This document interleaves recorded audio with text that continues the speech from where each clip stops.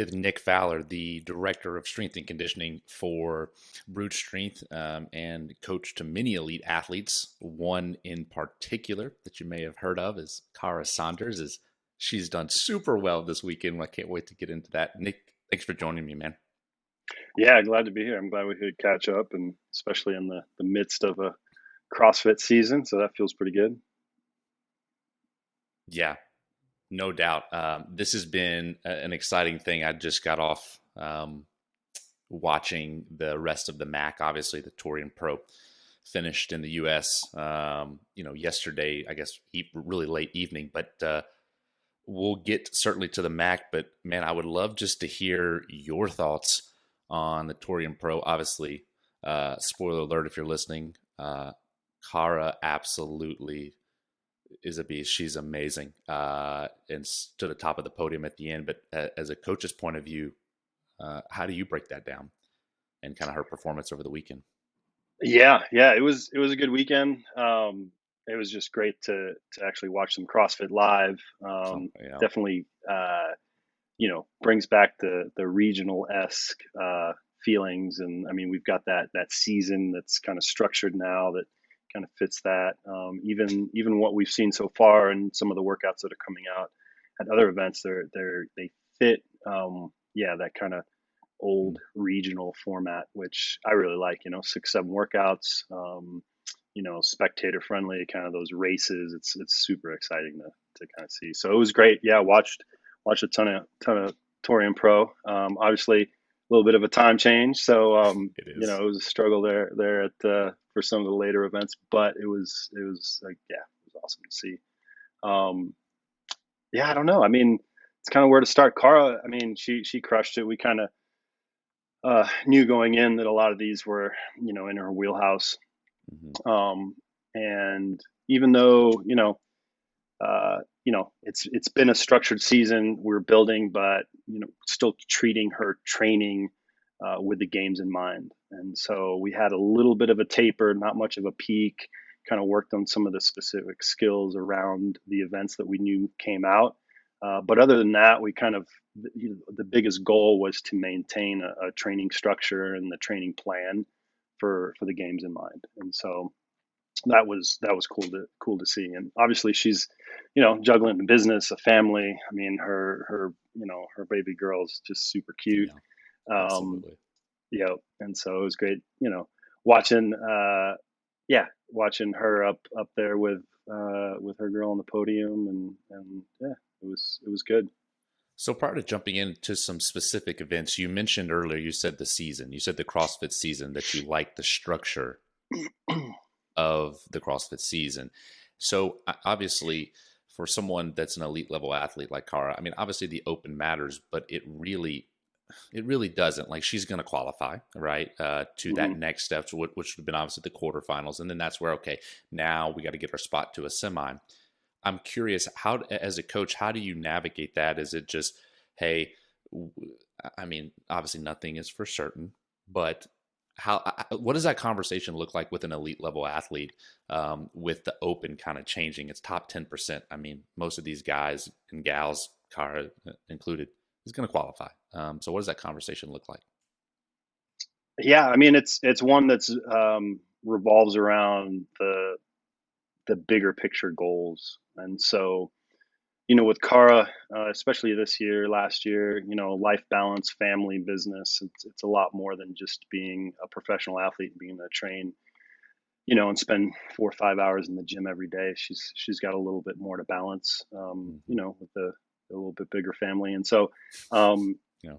that's a big part of our conversation. And I think, I mean, she's knocking it out of the park, right? Right. And I think keeping the big picture goal in mind for anybody is really important. It's very easy to get sidetracked by, I don't know, just by life, by unexpected changes. I mean, look at the past year and a half, right? Big unexpected change for just about everybody. Yeah, no Um, kidding. and so, being able to filter our daily decisions or weekly decisions through kind of our long term goal is really really important. And so with Kara, it was the games. It always has been, and it probably will continue to be that way. Obviously, there's kind of a big uh, luxury in kind of knowing that. I think a lot of folks don't have that luxury of Sure. planning exclusively for the games. So when we were going into the Open, it was in the mindset of prioritizing training, and testing out a couple things. Right, we tested out um, a little bit of in terms of the peak and taper. You know, a bigger taper. Dropping down the less volume, a little bit higher intensity, a little bit sooner, just to see how we would do on that, and it worked out really well. And so we carried that over into this event, to where typically, um, I want to say years past, we've kind of kept 2 days, two training sessions per day, pretty close until the taper. And this time around, I guess it was like 2 weeks prior. We went to single session per day, and it was really focused around just keeping sharp, keeping those skills kind of tuned. And so the Open and being able to have, again, the luxury of testing some of those things out really kind of helped out. And so, yeah, I think the conversation, I don't know if it's any different with with anybody else. It's just revolves around, hey, what's the goal? What do we want to do? And then how do we get there? And so when we take the games into a structured season, it makes it a lot easier. And either we can lay out skeletons, we can lay out the year's plan, with the timelines a little Mhm. bit easier. Versus the sanctionals, which I really enjoyed the sanctionals. That kind of setup, Yeah. it had its own, pluses, minuses, its own challenges. One of the Mhm. biggest challenges was the unknown, right? You'd Yeah. have to plan multiple sanctionals for most people. You'd maybe have the first one that you want to qualify for, and that's what your I would call it the Mhm. priority sanctional. But then you'd have to kind of plan a couple, in reserve just in case. And so it set up a very chaotic season. So coming into this season, where we pretty much came from off season into what I call the open season, and about 4 weeks early, we started to really ramp up the intensity and some of those kind of high skills in terms of the open, right? Fast turnover. We started Yeah. practicing transitions and a little bit higher volume, in terms of gymnastics and things like that that kind Mhm. of is typically shown up in the open. Right. And so, yeah, so we we both use this term that too fit too fast is really dangerous. Interesting. Yeah, and so I think that that's something that everyone needs to really pay attention to, right? The season is a long season, and for most folks, if athletes ramp up too quickly, and peak too aggressively, it's really hard to recover from that. Both, in terms of your endocrine system, like adrenals, right, Mhm. hormones, things like that, because CrossFit's pretty powerful and potent in terms of affecting and impacting those systems, and then also like central nervous system, and even like muscular skeletal, right? Like if you're dealing with any tendonitis or anything like Mhm. that, and you peak early in the season, it's a real challenge to kind of heal, and then kind of build back. And so, yeah, so I like this year's open. I think it fit. It was inclusive. I like the two-part portion of it as well. Yeah. Yeah, something So something different. what you're saying is that we have not seen the fittest Kara Saunders yet, is what you basically said without saying it. Yeah, yeah. I mean, again, right? If this is if we had trained really hard and peaked for the Torium Pro, we'd be looking at, I don't know, 2 to 4 weeks of like major deload and kind of rebuilding and reloading. But she'll take about a week off. During this next week, uh, you know, get some restorative work in, some aerobic work, self-care, things like that. It's time to decompress, and then we'll kind of like jump back into it. So So let's, speaking of jumping back into it, let's jump into kind of her performance. Um, as you said, it was a little bit tricky watching as our time and their time. It's like Inception. It already happened, but you're watching it now. It's very confusing. yeah, Time zones, that is. So high level overview. We'll get into some of the events because there were some dominating performances. But just high level overview. What are your thoughts of obviously her placement over the weekend and then how she did, throughout this, 3-day deal? yeah, I love the workouts. I mean, I always like to see a heavy Olympic lift. That's just kind of fun to watch, and it's Of also course. as a coach, kind of helps recalibrate where folks are. A lot of folks are getting really strong. Hmm. You look at the MAC and some of the numbers out there, and you just every year you see those kind of It's crazy. standards. Yeah, right. It's crazy. Those standards kind of I don't know, get bumped up, and so Hmm. and everybody's still holding pace. Yeah, I like it. Yeah. It was like a fast and intense weekend in terms of the events programming. It was. I Um, thought so too. I agree with that. They weren't very like long and drawn out in aerobic, you know? hmm Yeah, there was what number two, which was the triathlon. Yeah, reverse Uh, triathlon. Yeah. yeah, yeah, and I thought that was good to see. It was kind of again, it's something that I'm going to take that and probably incorporate it into uh, some testing for some athletes, things like that, some benchmarks. Interesting. Yeah. Okay. So so just for people listening, because I think they could get value out of this, as a coach, you're thinking, hey, I'm going to take that. Are you going to take that exact test? Y- Or yeah, Yeah, probably. Yeah. I have one that's very similar. But yeah, I'll take that exact same test, and I'm just over here yeah, looking at it. all good. But yeah, I think just the 5K run, 7K bike, 2K row. I mean, all those are what I would consider pretty standard Benchmarks. benchmarks within their own. But you stack them up, and I think it would give you a really good idea of somebody's like aerobic base and things like that. There's a bunch of tests that we've developed over on the team, right? And those tests, I mean, one of the biggest advantages that I think we have, and from a selfish standpoint, is that we have this huge pool of athletes that Yeah, agreed. um, we can give a test, 5K row, whatever it might be, and we have hundreds of scores to be able to reflect on and compare to. So as an athlete coming in, you know, you row a whatever 1830 uh, 5K. 5K. Yeah, and kind of we know where that's going to put you in terms of elite status, and so My 5K is a little bit faster than that, Nick. All right. is it? Yeah, that's good. Mine's not. Just it's like 18:20. That's where it is. So That's great. it's not horrible, but Yeah, I'm tall and I'm willing to die on a rower. yeah. Well, there's some fast 5Ks out there.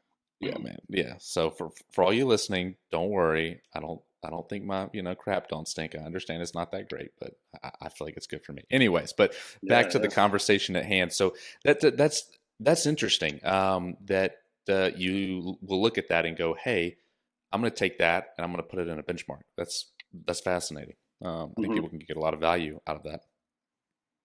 Yeah, for sure. It's a Okay. good one. I Yeah. mean, there's a couple others. I think the acid bath from Dubai a couple years ago. That's Don't one we that all I've kind remember? of, yeah, that's the Bambi legs to the finish line. Right. That was great. So I'm curious as a coach's perspective because, like you mentioned earlier, the tests were I can't remember the exact terminology that you used, but I think it was maybe short and fast or something like that. I mean, they were Yeah, very quick. Thoughts on that? yeah. Fast and Furious is what There it came to is. mind. But That's then, what you but then said. there's like what is it? They're working on the ninth series. So Yep. it's not, fast and intense for sure. Yeah, shorter time domain, really fun to watch.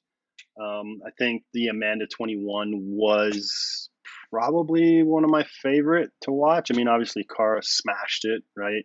Um, Unbelievable. yep. And then Zeke Grove, he's out there. Yep, won that And event. yeah, it was fun to watch both those guys kind of end up on top. But um, yeah, and I 21 muscle ups is a number that um, you know some people can go unbroken on. I agree. Um, Yeah. and so I've always liked the workouts that have a little bit of a trap in them. And I feel like 21 muscle Is ups, a trap. 21, yeah, right. Cause you're like, it's short enough to where if you have it in you, you're asking yourself, hey, am I going to go unbroken? Am I not? Hmm. Or if you break it up, um, you know, where's that going to be? And I think that just looked at overall work capacity and your ability to do, Hmm. uh, like a dense amount of work, right? So if you broke it up 3 times, that's an extra, what, 5, 7 seconds that you're Yeah. not going to get back. And Interesting. so, Yeah. yeah, looking at just the pool of athletes and kind of, I think it's a really great characteristic as a CrossFitter that you need to succeed is the ability to do just a large volume of unbroken work. Or, I mean, for instance, you look at GHD sit-ups, right? in the Everybody lead up, remembers those. yeah, right, for like a week. Um, Exactly. but the amount of work that you had to do, right, was considerable. And so I like that because I enjoy watching athletes perform and kind of watching characteristics come out. And a big characteristic is just mindset, right? Game day mindset. Mm. And it was really interesting watching that event and just seeing when people broke, who looked around and who didn't, right? Who kind of stayed focused and who got to work, or for instance, dropping off the rings and someone shaking out and having that nervous like left right look and wondering where people are, and then getting back on the rings. Like those little things really do define athletes. I think not to say that it's good or bad, Sure. but Sure. you can definitely tell the difference Yeah.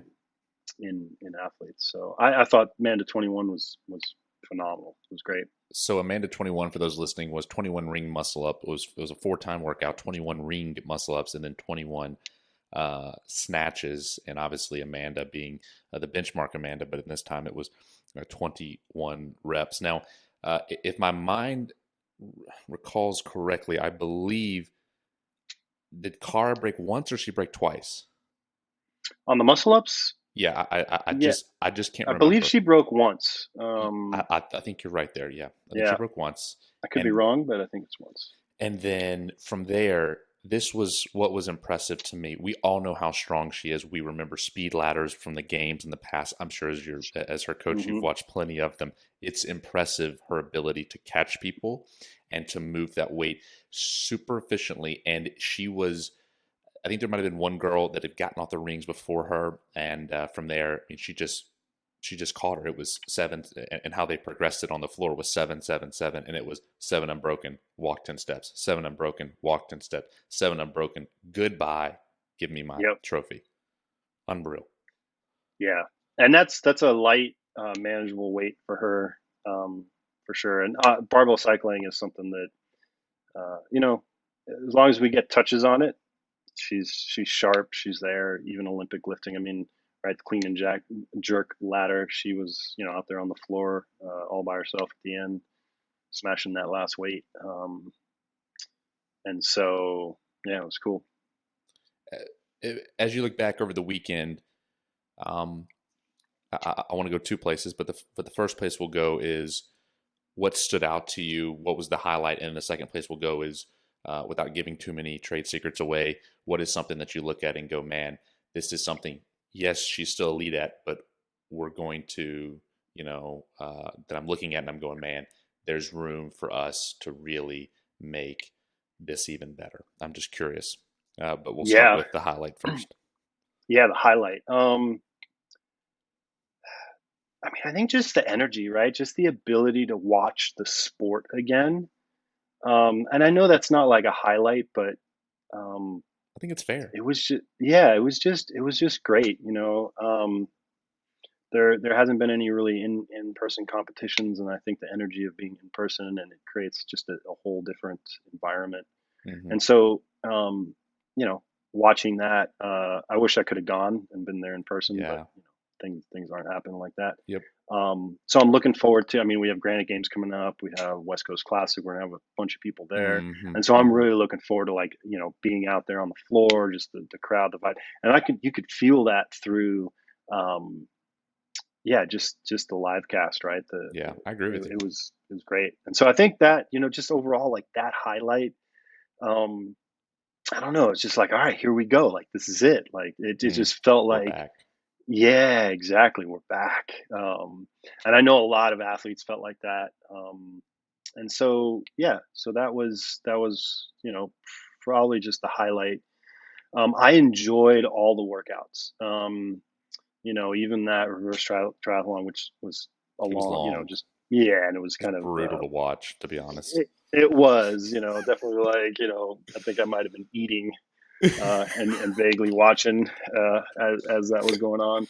Um, yeah, and then what else? I think the other thing that stood out really was the um, and it's nothing new. It's the difference between first and second place, the difference between second and third place, and Mm, it's seconds, right? mm, It's one, two transitions here. It's a mm.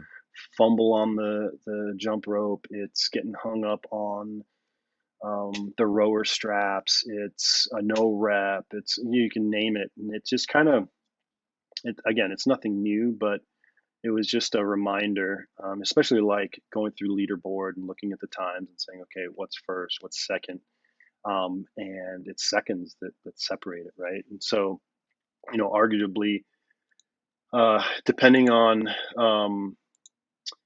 like here, I'm pulling it up, right? You have Aletha Boone, Yep. awesome, right? And obviously, there's a big gap between third and fourth. It's like 532 points from 487.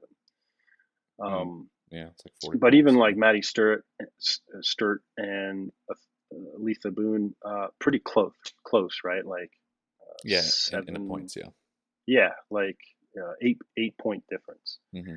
And so if you look at an 8 point difference, that's again you could quantify it and you can go back and say, look, like 3 seconds, 10 seconds, one transition, one no rep, whatever it might be, and maybe in this competition that doesn't manifest Hmm. in in a consequential way where it affects somebody and puts them out of first or whatever, right? But I think the ability to be an athlete and show up on game day Mm. depends on that. It depends on your ability to play the game, The art and of it's a competing. game. Yes, the art of competing, right? Um, and the game comes down to you know 1 pound, 1 second at times, and it makes a big difference. So, looking at Kara's scores, Amanda 21. I mean, she's got it's first, sixth, first, second, second, first. So her worst score was hand. Yep. So as a coach, I mean, obviously, and it's not like six is like bad. Like, I mean, the only thing that would have been better is first, first, first, first, first, first, first. But like, right. So looking at that, I mean, and she's still beating everyone by 100 points. I mean, like, what's that conversation look like as her coach? I mean, that's like hard. It's like, yeah, you need to get better, continue to get better, but you waxed everybody by. I mean, I mean, I'm trying to be respectful to other people as well, but it's just the reality is the Yeah. reality. She won by 100 Yeah. I points. mean, she in a lot of ways dominated for sure, but a lot of things to work on. And I think that's the hard thing. Being an athlete is hard. I think a lot of people look at it from the outside in, and Mm, um, I don't know, fantasize about this life of an athlete, and it's hard, you know. I mean, Yeah. that life is built around, I always call it this sense of angst, Mm, right? Never being good enough, always striving to be better, mm, um, always looking at, and I want to say self value, but self value as an athlete, right? I think a lot of too often we mix up the two in terms of true self value and our performance. But I'm talking about like, um, if every athlete, and you know, just about all of us do it, yeah. is we compare and we measure ourselves, and I think that Yeah. There's every great, leaderboards exactly right. like there Um, is. and there's no way around it, and that's in your face, right? Especially with social media and being out on the Yeah. competition floor and in this public space. And so I think that I have this conversation often with a lot of different athletes and a lot of different people, just how being an athlete is hard, and I think I agree. too often we take that for granted. Um, and so, you know, she dominated in a lot of ways, but you know, we're going to continue to work on the things that we're going to continue to work on. Which honestly, you know, her aerobic engine, it's always a priority. It's always a lot of work. It gets better. Um, some others get better. You know, they're already better and they get better at faster rates. She is improving and maybe surpassing some other athletes, but that's just always a, you know, top of the priority list. Gymnastics, you know, rope climbs, you know, definitely up there on her list of things that we need to work on. And that's something that uh, probably the biggest takeaway, obviously, right? Sixth place finish. It's the one that's kind of stands out the most. Of course. And yeah, so I think that's a great thing about just competing on the floor, right? Is being able to Hmm. reflect and you know, Cara and I'll touch base this coming week, and yeah, we'll kind of reflect a little bit, just enough to kind of pull the, I don't know, the important pieces out of there and say, hey, what can we learn from this? Hmm. And the bigger question, not necessarily, I mean, there are like the conversations around, hey, how was that executed? Was there a good game plan? Like, what can we do better next time? But that doesn't, I think a lot of people spend too much time and energy looking at, oh, what they could have done. And Mm. the Interesting. biggest reason is because every workout's different. Like, great, if hand comes out again, like you'll, you know, so You'll and know so what will to know how do. to crush it. Yeah. But hands, I mean, the likelihood of that ever coming up in that exact same structure is slim to Yeah. none. Agreed. Right. So looking at the characteristics from a broader standpoint, I think is just as important. So I think a lot of folks spend too much time in the nitty gritty, should have done, would have done, could have done in terms of individual events. I think what's a better conversation to have is the lead up, meaning how did we feel going into the event, right? uh, you know, the body and the soul, like how Mm. was that? And then that's really going to help out in terms of being able to figure out, you know, how was the peak, how was the taper, was it rested? I think there's bigger value in just asking maybe how was the warm ups into events. Interesting. um, yeah, and then recovery, right? I think you know, it's not a long, you know, it's 3 days, 6 events, well, 7 events, but um, it's not a ton of volume, right? It's, I mean, it's not low volume, but recovery, you know, if you show up Sunday and you weren't taking care of yourself Friday night, Saturday, Sunday, you're gonna, you know, it's gonna catch up to you. So I think Mm. those are all better conversations to have, um, rather than the like individual event. Um, Now I look at the individual events and I'm wondering in like execution, things like that. Um, and then obviously trying to pull out things that we're going to carry over in the training. But I don't know. I mean, I, there was nothing that um, wasn't expected, I guess. Right. Yeah. She didn't, I don't think Kara had a lot of expectations going in, just to have fun and enjoy it, be present where she could be. Um, and then, yeah, I'm not I wasn't very stressed out about it. I don't get stressed out in general, but like, Matt Bruce, the hay's in the barn. That's what he always says. And that's true, right? It's like the work's been done. And so at Yeah. the end of the day, it's like show up and have fun and compete. So, So it sounds like you guys don't really have a ton of conversation about the individual strategies themselves. It sounds like you kind of, I mean, she's an elite athlete, right? I mean, it sounds like you kind of allow her if she's got questions. Obviously, you're there, but that's what it sounds like to me, right? yeah, especially I would call it a low pressure event, right? And so, um, you know, talk about in general, I'd say Cara and I, we talk about events and just say, hey, uh, what do we think about this event? It's like Mm. super straightforward, like Amanda, right? Like super straightforward reminder, transition well, no reps, and finish strong. Like and super simple event. Mm-hmm. Um, she's a very intuitive athlete. She has a ton of experience, and so for us, there's not a big breakdown in terms of like, hey, hit the split, this, break up exactly these reps, things like that. Interesting. Yeah. Because I know coaches that are the exact opposite. They're like, write this on your arm.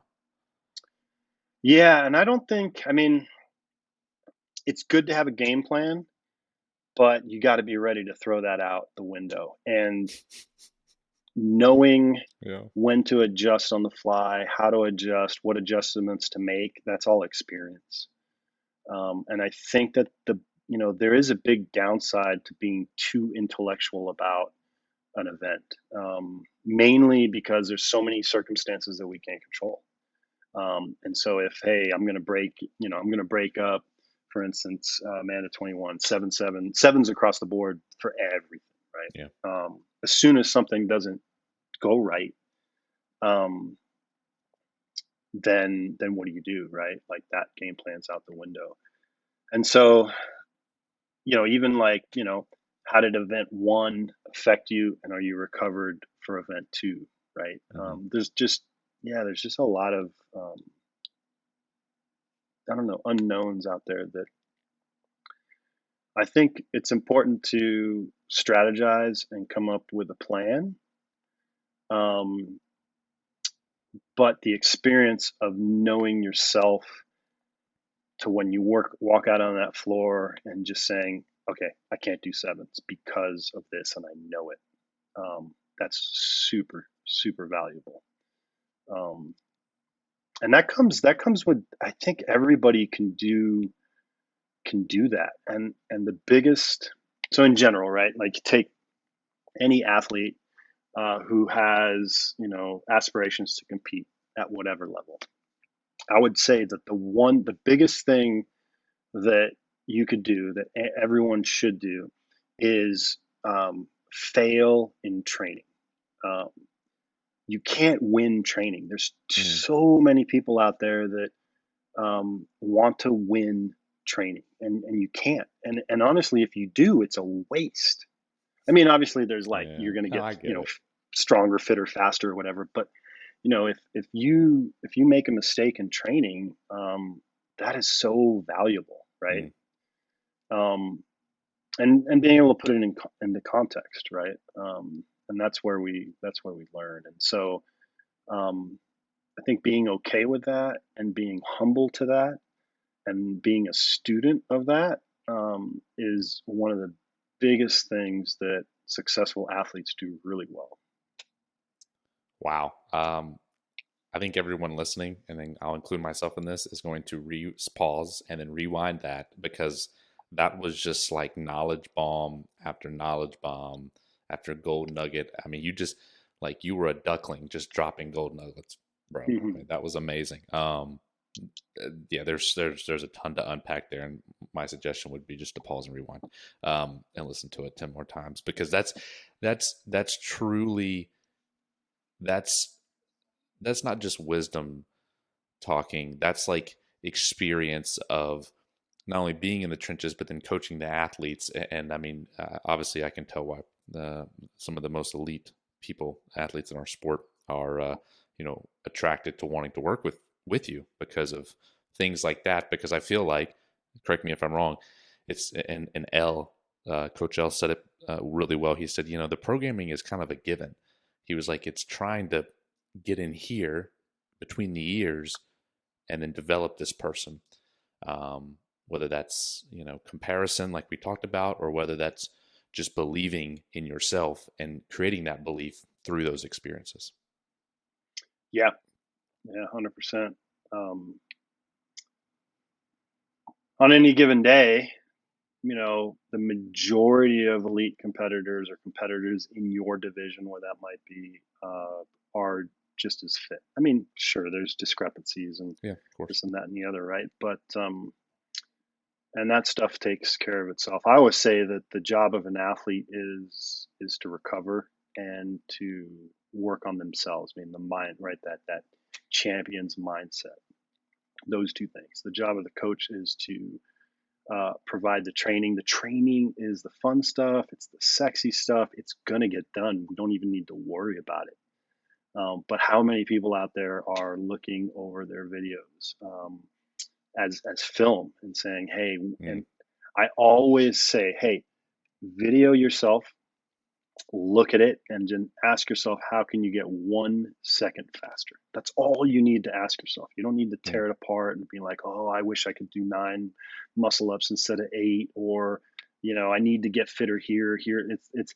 I mean, sure, those things are good to be aware of and honest with yourself about, but you know, if you just say, "Hey, where could have I gotten 1 second quicker? If I mm. were to repeat this tomorrow, what would I do to just get 1 second better, faster?" And I think that if you did that, I don't know, 400 times a year, I mean, think about how much Yeah, of a better athlete you would be.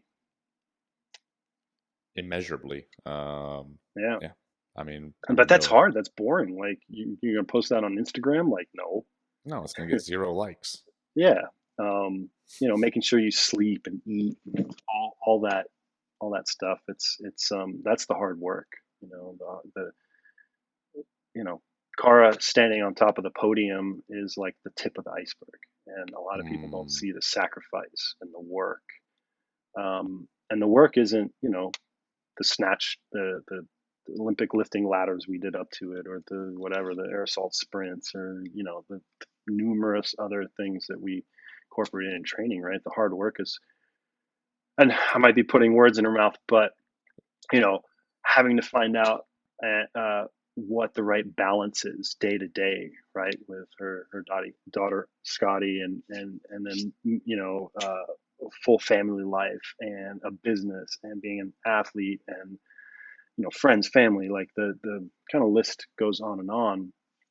Um, and that's the I don't know, when I see someone stand on a podium, I really, like, my heart celebrates the effort and the work put into that, mm, not necessarily like the performance on the floor. mm. um, you know It's the just like you said, it's the years and years and hours of blood, sweat, and tears that have nothing to do with the four walls of the gym. yep. Yeah. So I do want to transition as gold as this is. I do want to transition a little bit and talk about the MAC, the Mid Atlantic CrossFit Challenge, because they had some interesting things. Because it was really the tale of two semis, and what I mean by that, for all those that are listening, the tests or the workouts could not be any more different. Mm, And uh, granted, there was some Fast and Furious, as Nick said earlier, but there was a lot of these like long, grindy, like, workouts, like they were 25, 27, 28, 30-minute time caps. It's crazy. yeah. Um, so as far as preparing an athlete for, let's say, something like a fast, we'll call it a Fast and Furious comp, Yeah. versus something like that. I mean, it's got to be completely different. I mean, because you're sometimes working 10 times as long. Yeah, definitely. I don't want to say it'll favor different athletes, but Yeah, I mean, every it does. athlete has strengths and weaknesses. And yeah, if your ability is, to go longer and hold, higher threshold paces, you're going to come out on top versus the, you know, 3 minute, uh, kind of burner, whatever.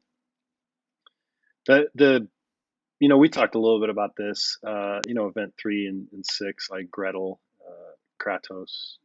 I think I'm pronouncing those right, but those are those really pay for fast transitions and a Mm, sense of urgency. And you don't necessarily need, it's very different than what we talked about at the Torian, where, Torian Pro, you had a, amount of work that needs to be done, like a volume. Um, and yeah, you needed to kind of hold on to that. Well, if you start, having 10, for instance, Gretel, 10 rounds for time, 3 clean and jerks, and 3 burpees, bar facing burpees. That's fast. It's fun to watch, hmm but it takes a very different uh, takes different characteristics to do well on that versus, let's just say, if you had 30-30, right? hmm Um, That's a great example. Yeah. yeah, and so I don't know. I think the skill of transition um, is something that's probably underappreciated in a lot of ways. And this had 10, 11, well, I guess you could argue, 21 transitions, 21 right? transitions. Yeah. Yeah. And I think what was what was really interesting is you saw this, like, as people went, or people kind of got to the end, and this was, I'm sure it's on YouTube or a meme by now, where and by no means am I poking fun, just simply saying kind of what happened. So they get done with their bar facing burpees. This was the women's elite heat, and Haley Adams trips over her bar. Well, the deal is you have to get step over your bar, and she ends up getting edged out by Brooke Wells by a tenth of a second because simply she didn't step over the bar; she fell over the bar. And I mean, you're talking about just attention to detail, those tiny little things. Because, like you said, it's 21 transitions, so there's 21 times to either make a mistake or ultimately execute and be perfect. And that's, it's crazy that it really comes down to 1/10 of a second, Yeah. in something like that. Yeah, totally. And that's the fun thing about competition, right? And I mean, I always say, the skill of being an athlete and a competitor um, is something that isn't practiced enough in our sport, and that's a perfect example. Not to say that there was something that wasn't done that Oh yeah, Haley could have sure. done or whatever. Like, things happen, right? Um, but there's countless other examples where just little things where something's overlooked. You take an extra second. Maybe you chalk up where you didn't